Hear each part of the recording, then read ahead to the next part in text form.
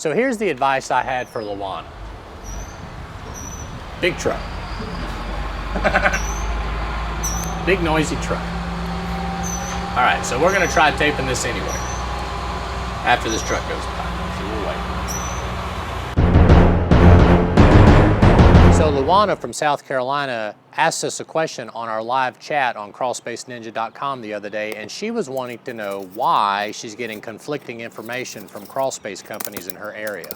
One crawlspace company was telling her that the mold in the crawlspace wasn't a big deal, and the other crawlspace company was telling her she needs to get out of the house immediately or she's going to die. So where does the truth lie? Typically the truth lies somewhere in the middle. A lot of times these inspectors go in and take a look at the crawl space. First of all, you can't identify what kind of mold is in your crawl space by visibly looking at it.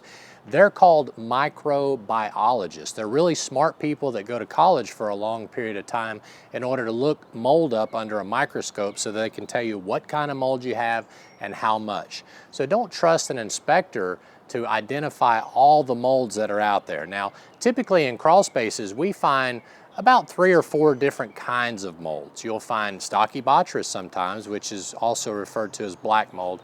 We also find a lot of Penicillium, Aspergillus, and Cladosporium. So those are the different kinds of molds we find. But see, there's also what's called wood rot fungus. You've got white wood rot fungus, you've got gray and brown wood rot funguses, and molds and fungus are different.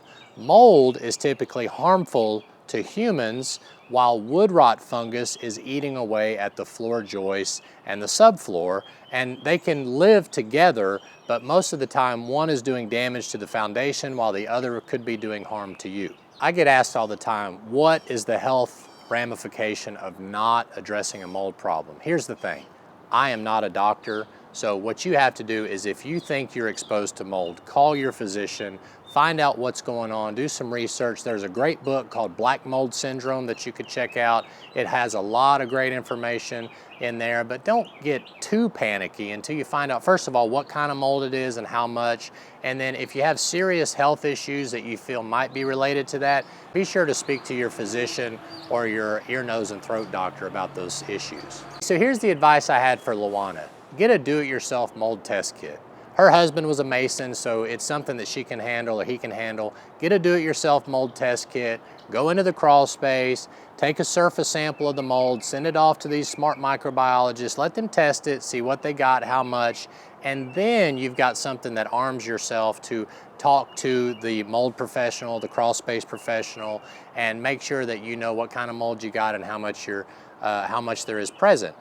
So if you're concerned about that sort of thing, I recommend a do-it-yourself mold test kit. You can also hire probably a home inspector in your local area that does mold testing. In other words, try to get a non-biased opinion if you feel like you're getting conflicting information. So anyway, I hope that's some good information for you today. As always, you can get me through the channel if you want to leave me a comment below. I hope you'll like this video and subscribe to our channel for some up and coming videos we've got going. Also, we do have the live chat feature on our website, so if you have any quick questions you want to shoot me, just go to crawlspaceninja.com and check out our DIY store if you're looking for that do-it-yourself mold test kit I talked about.